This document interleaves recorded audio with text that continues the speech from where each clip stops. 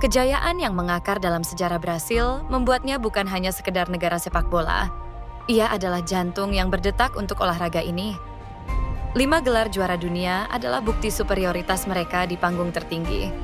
Dari Garrincha yang menari di sisi lapangan, Pelé yang menjadi simbol keajaiban, hingga Ronaldinho yang membuat dunia tersenyum. Brasil pernah menjadi definisi dari sepak bola itu sendiri. Namun, sejak kejayaan terakhir mereka pada Piala Dunia 2002, Brasil tak lagi dominan. Mereka memang selalu masuk daftar favorit, tetapi dominasi sebagai kekuatan yang ditakuti dan ditiru telah meredup. Lalu, apa yang sebenarnya terjadi? Sepak bola adalah permainan yang berevolusi cepat. Taktik, data, sains olahraga, dan dinamika fisik menjadi pusat perhatian. Negara-negara seperti Jerman, Spanyol, Prancis, dan Argentina beradaptasi dengan revolusi ini. Mereka membangun sistem terstruktur, akademi elit, pelatihan modern, dan filosofi permainan yang jelas. Di sisi lain, Brasil tampak tertinggal.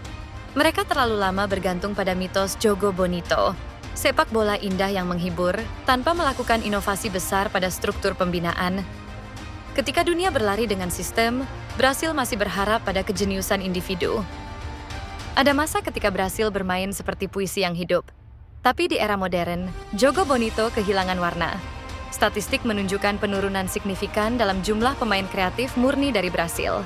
1998 sampai 2006, Brasil masih memiliki playmaker tulen seperti Rivaldo, Ronaldinho, dan Kaká.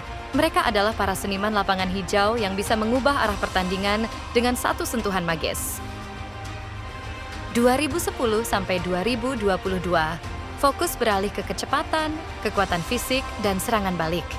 Neymar muncul sebagai satu-satunya pewaris tradisi Jogo Bonito, tapi dibebani ekspektasi tak realistis, membuatnya lebih sering menjadi simbol kontroversi ketimbang keindahan murni. Dalam upaya menyesuaikan diri dengan ritme sepak bola modern yang serba cepat dan terstruktur, Brasil perlahan kehilangan identitas uniknya. Di negara seperti Jerman dan Prancis, akademi dan klub bekerja dalam sistem yang terintegrasi. Brasil, meskipun kaya talenta, tapi memiliki sistem yang rapuh. Banyak pemain berbakat diekspor terlalu dini sebelum mencapai kematangan emosional dan taktis. Menurut laporan CES Football Observatory, 2023, Brasil adalah negara pengirim pemain terbanyak ke luar negeri, dengan lebih dari 1.200 pemain aktif di klub asing. Tapi banyak yang berakhir di liga kecil Eropa dan tak pernah berkembang. Eksodus dini ini menyebabkan pecahnya proses pembinaan. Para pemain hebat dibentuk oleh sistem asing, bukan oleh Brasil. Sebelum era globalisasi masif, klub-klub Brasil seperti São Paulo, Flamengo, dan Santos adalah pabrik pemain dunia. Sekarang mereka menjadi perantara jual beli talenta.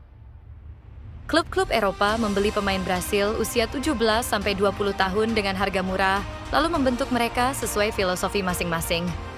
Ini menciptakan generasi pemain Brasil yang secara teknis bagus, tapi kehilangan akar budaya permainannya. Brasil kerap bertumpu pada sosok Romario ke Ronaldo, Ronaldinho ke Kaká, lalu Neymar. Tapi sepak bola modern tidak lagi ditentukan oleh satu superstar, melainkan oleh sistem yang terstruktur. Lihat Jerman 2014, tak punya bintang tunggal tapi kolektif yang kuat. Sementara Brasil saat itu bertumpu pada Neymar, dan ketika ia cedera, mereka dibantai 1-7 oleh Jerman di tanah sendiri. Kekalahan itu bukan hanya skor, tapi sinyal kemunduran mental dan struktural. Berikut adalah catatan Brasil di Piala Dunia sejak 2006. 2006, kalah di perempat final melawan Prancis dengan skor 0-1.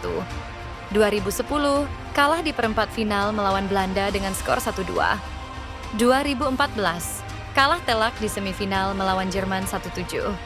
2018, kalah di perempat final melawan Belgia 1-2. 2022, kalah adu penalti di perempat final melawan Kroasia. Meski selalu lolos grup, mereka tak pernah bisa melangkah konsisten ke final. Kontras dengan Argentina yang kini justru mampu bangkit lewat sistem dan regenerasi. Brasil bukan kehilangan bakat, mereka kehilangan arah. Daya magis sepak bola mereka masih ada, hanya tertutup oleh kabut sistem yang tak lagi relevan dengan zaman. Sepak bola modern tidak menolak keindahan, tapi keindahan kini harus dibingkai oleh struktur, data, kedisiplinan, dan mentalitas kolektif. Brasil bisa kembali dominan, tapi bukan dengan menengok masa lalu, melainkan dengan membentuk masa depan yang sejalan dengan DNA mereka.